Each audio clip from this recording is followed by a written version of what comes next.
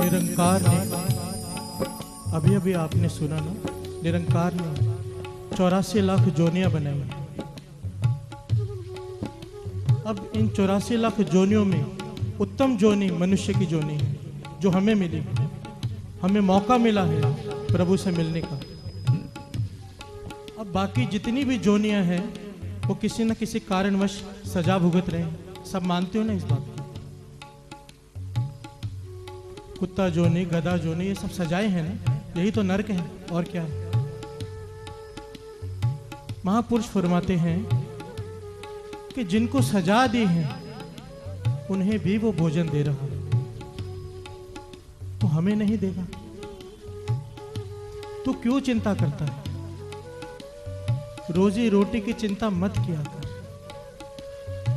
मूसा, हजरत मूसा अल्लाह से फरियाद की कि या अल्लाह, मैं कोई तेरी सेवा करना चाहता हूँ, मुझे कोई काम दे दे, और सबसे कठिन सेवा जो तेरी है वो मुझे दे दे। अल्लाह कहने लगा, सबसे कठिन सेवा तो रोजी रोटी बांटने की है, सबको देनी पड़ती है, तू कर सकेगा? मूसा कहने लगा, एक बार देखे तो देखिए, मैं हर किसी को भोजन दिया करूंगा। अल्लाह कहने लगा, एक दिन के लिए मैं तुझे देता हूं ये सेवा, हर आदमी, हर प्राणी, हर जीव जंतु को भोजन मिलना चाहिए। कहने लगा ठीक है। साथ संगत जी, जब रात हुई, मूसा वापस आया, हजरत मूसा जी, तो अल्लाह ने पूछा, सबको भोजन दे दिया?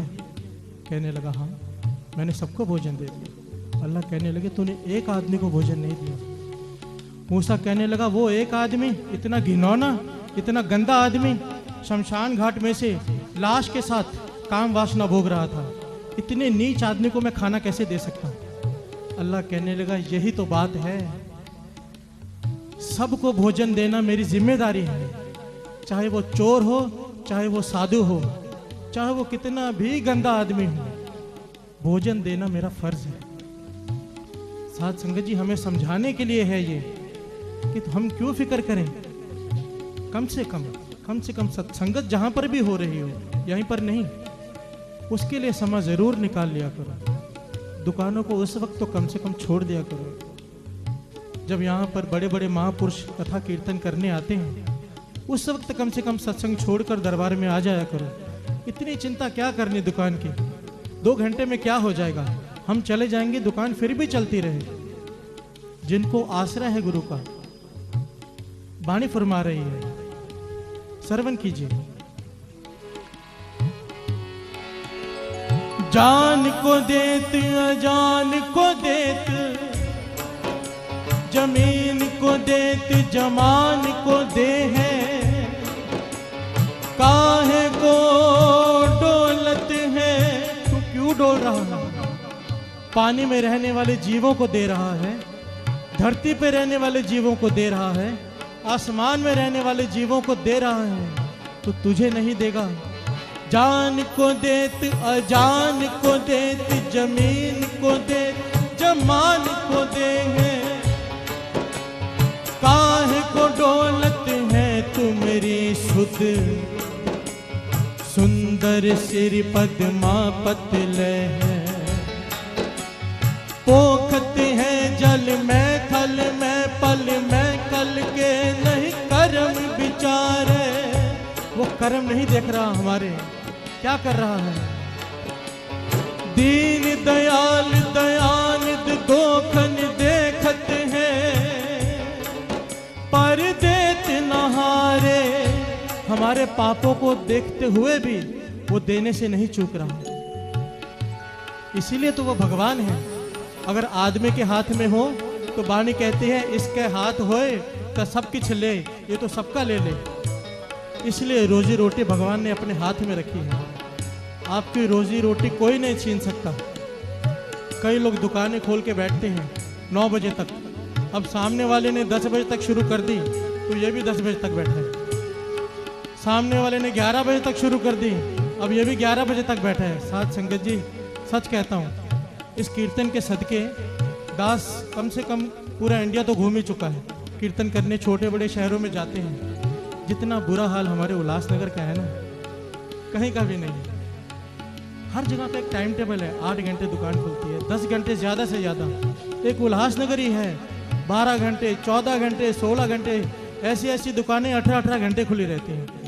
अब उनके घर में दाल रोटी ख़त्म नहीं हो गई। ये चिंता है आगे क्या होगा, और इससे बड़ी चिंता है कहीं सामने वाला ना ले जाए। अपनी पूरी हो चुकी है पर कहीं सामने वाला ना ले जाए। आओ 2 पंक्तियां पढ़े फिर विचार आगे बढ़ाते हैं।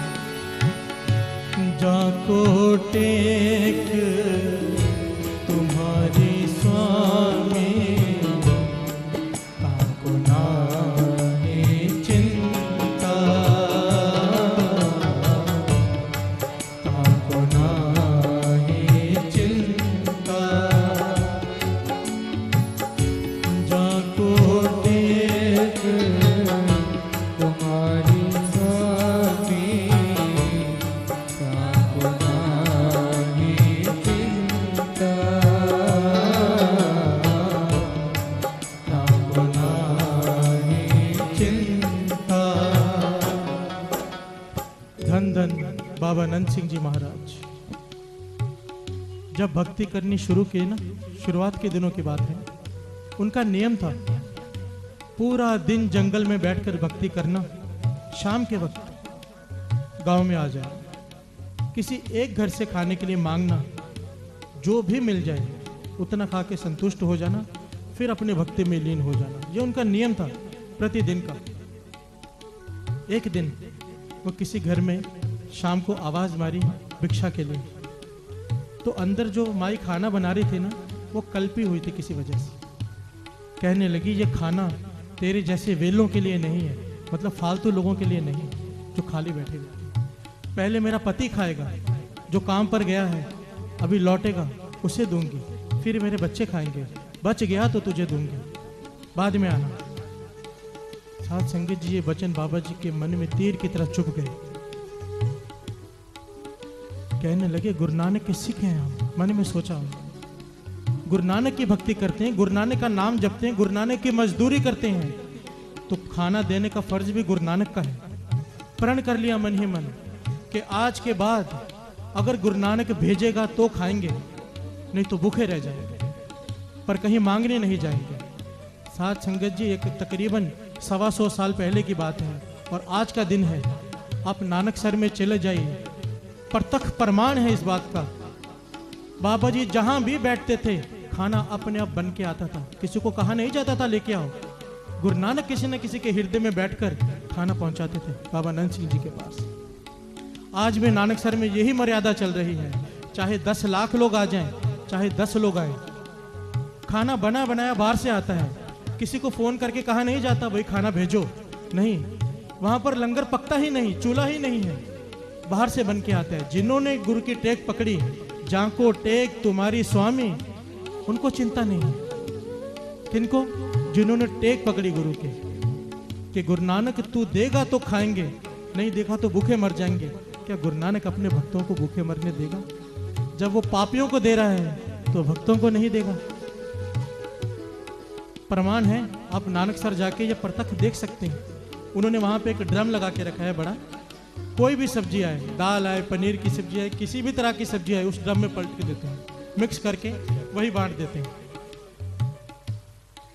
भरोसा किया है गुरु पर, जिसने भरोसा किया उसको चिंता नहीं। आओ 2 पंक्तियां फिर से पढ़ लें। जाको दया तुम्हारी होई, सशापले भगवंता। जाको दया तुम्हारी होई, सशापले भगवंता, सशापले भगवंता। जाको टेक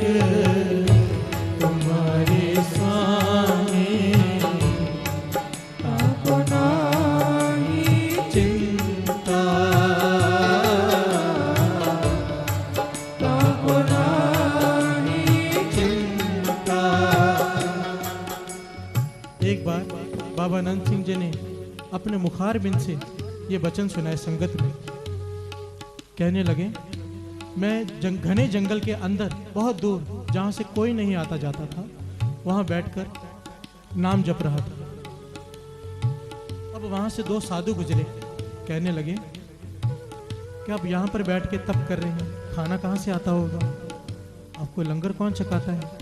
आपको तो चिंता रहती होगी खाने की। हमारे साथ चलिए। एक नगर के राजे ने एक साधु बेला नाम की जगह बनाई। एक राजे ने साधु बेला नाम की एक जगह बनाई है, जहाँ पर सारे धर्मों के साधु आके रहते हैं, अपना नाम जपते हैं।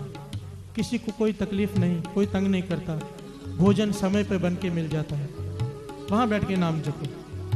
बाबा नंद सिंह जी कहने लगे, मेरे मन में सिर्फ ये ख्याल आया कि कितनी अच्छी जगह है कि भोजन की चिंता नहीं। कहने सिर्फ ख्याल आया, पीठ पर जोर से किसी ने मारा, जोर से। अब कहने लगा, मैं समझ गया मुझसे गलती हो गई कि करनी भक्ति और चिंता हो जाए खाने की। उनके चरणों में जाकर गिर पड़े। गुरु कहने लगे, करनी भक्ति और चिंता करनी रोटियों की। आज तक जिस गुरु नानक ने तुझे खिलाया है वो आगे नहीं खिलाएगा। ये गलती दोबारा नहीं करनी। ये गलती दोबारा की, गुरु से भरोसा टूटा नहीं कि भक्ति व्यर्थ चली जाएगी। सिर्फ चिंता करने से भक्ति व्यर्थ चली जाएगी। और हम तो दिन रात चिंताओं में डूबे हुए। हजूर साहब में मोनी बाबा जी हुए हैं मुख्य पुजारी, आप सब जानते हैं, यानी जोगिंदर सिंह जी मोनी बाबा जी। उनसे पहले वहां पर भाई नानू जी हुए, नानू सिंह, वो मुख्य सेवादार हुआ करते थे, मुख्य पुजारी हजूर साहब के। एक दिन रात को जब वो आराम करने गए तो उनको सपने में गुरु गोविंद सिंह जी महाराज ने दर्शन दिए। ध्यान से श्रवण कीजिए, बड़े काम के साखी है। गुरु गोविंद सिंह जी महाराज ने भाई नानू सिंह को कहा, नानू सिंह, हमारा एक प्रेमी कई दिनों से गोदावरी के पानी में खड़ा होकर नाम जप रहा, आज उसे भूख लगी है। तू अपने हाथों से प्रसादा तैयार करके नाम जपते हुए, सुचमता से प्रसादा तैयार करते हुए उसके लिए लेके जाओ और उसे खाना खिला के ला। भाई ने नानू सिंह जी की आंख खुल गई। उसी वक्त स्नान किया, सुचमता से प्रसादा तैयार किया और प्रसादा लेके चल पड़े गोदावरी की ओर। उन्होंने नगीना घाट गुरुद्वारे के पीछे गोदावरी के कंढे पे देखना शुरू किया, कोई दिखाई नहीं दिया। थोड़ी देर तक नदी के किनारे चलते रहे। देखा एक आदमी पानी में खड़ा होकर छाती तक एक पत्थर के ओट में छिपकर नाम सिमरन कर रहा है, गुरु गोविंद सिंह जी के चरणों से जुड़ा हुआ। भाई नानू सिंह जी भी उनके पीछे जाके खड़े हो गए पानी के अंदर। हल्के से आवाज दी, सतनाम जी, क्योंकि महापुरुषों को बुलाने का यह ढंग होता है, सतनाम जी। तो जब उन्होंने पलट कर देखा, पता वो कौन थे? संत अतर सिंह जी मस्तुआने वाले, बड़े कमाई वाले साधु हैं। 3-4 साधु साध संगत जी महापुरुष ऐसे हुए हैं इतिहास में, सिख इतिहास में, कि इनकी मिसाल और कोई दूसरी मिलती ही नहीं। जैसे ये थे, जैसे इनका जीवन था, आज किसी साधु का देखना भी नहीं, सुनने भी नहीं मिलता। देखने को तो बात ही छोड़ दो। संत अतर सिंह जी मस्तुआने वाले, बाबा नंद सिंह जी कलेरा वाले, संत ईश्वर सिंह जी राड़ा साहब वाले, संत बाबा थारिया सिंह जी, ये ऐसे महापुरुष हुए हैं 4-5, जिनका जीवन आप पढ़ लो, उसकी तुलना आज के महापुरुष से कर लो, किसी से भी, आपका मन में कोई महापुरुष अच्छा ही नहीं लगेगा। क्योंकि वो जो कर गए हैं, जैसा उनका जीवन था, आज किसी का देखने को ही नहीं मिलता। होंगे, बीच किसी चीज का नाश नहीं होता, होंगे, पर छिपके रहते हैं ऐसे साथ। अब जैसे ही उन्होंने सतनाम का आवाज दिया, बाबा अतर सिंह जी ने पीछे मुड़कर देखा। कहने लगे, भाई नानू सिंह, तू यहाँ कैसे? कहने लगा, मैं आपके लिए प्रसादा लेके आया हूँ। संत अतर सिंह जी मस्तुआने पूछने लगे, तुझे कैसे पता मैं यहाँ खड़ा हूँ? मैंने तो किसी को नहीं बताया। तो नानू सिंह जी ने जवाब दिया, कमाल का जवाब दिया।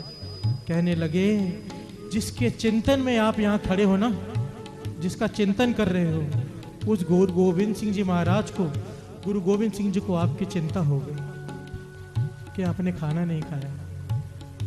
साथ संगत जी, गुरु को फिक्र है हमारे, जिनको टेक है गुरु की उन्हें फिक्र है, गुरु को फिक्र है उनकी। चिंता से मुक्त सिर्फ नाम जपने वाले लोग हैं। बार बार हर हफ्ते आखिर में बात तो नाम पर ही खत्म होनी है।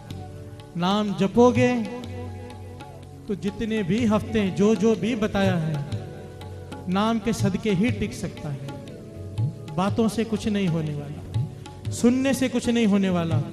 जब तक नाम नहीं जपोगे ना घर में जाके। मुझे बहुत सारे लोग मिलते हैं कि बहुत संगत जुड़ गई है, दरबार भर जाता है, बड़ी कृपा हो गई गुरु की। मैंने कहा कृपा तो वो है जितने लोग नाम जपते हैं सुनकर, वो है असली कृपा। जो सुनकर खाली लौट जाते हैं वो कृपा नहीं है, वो तो मेला देखने आए। सच में कृपा उन लोगों पर हो रही है जिन्होंने अपना नित्य नेम बनाया है, 6 माला का, 13 माला का, जो भी नेम, कम से कम नाम जपने का मन तो किया है किसी का।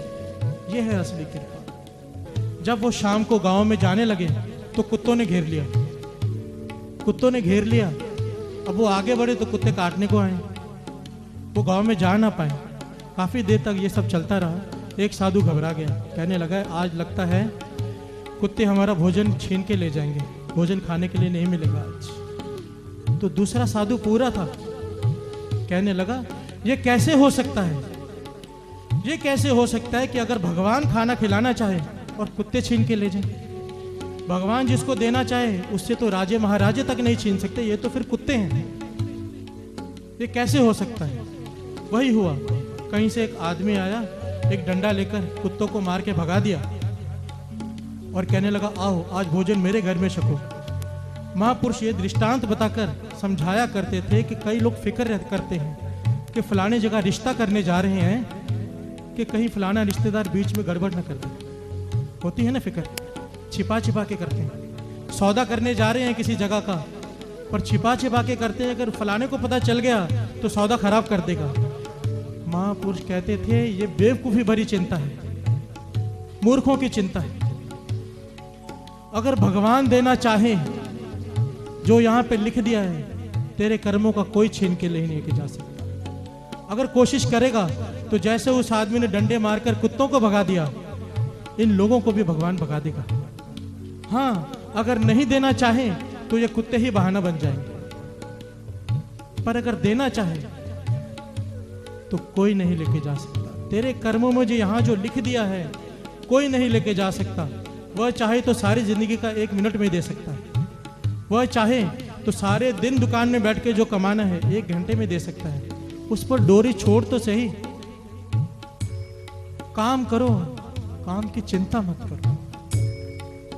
जो लिख दिया है ना, जो मिलने वाला है कोई नहीं ले सकता। ये बात मन में बिठा लो। बाणी फरमा रहे चिंतत ही दिसे सब कोय, चेते एक नाही ताही सुख होय। एक को सिमत सारी चिंताएं खत्म हो जाएंगी। आओ अब 2 पंक्तियां पढ़ के समाप्त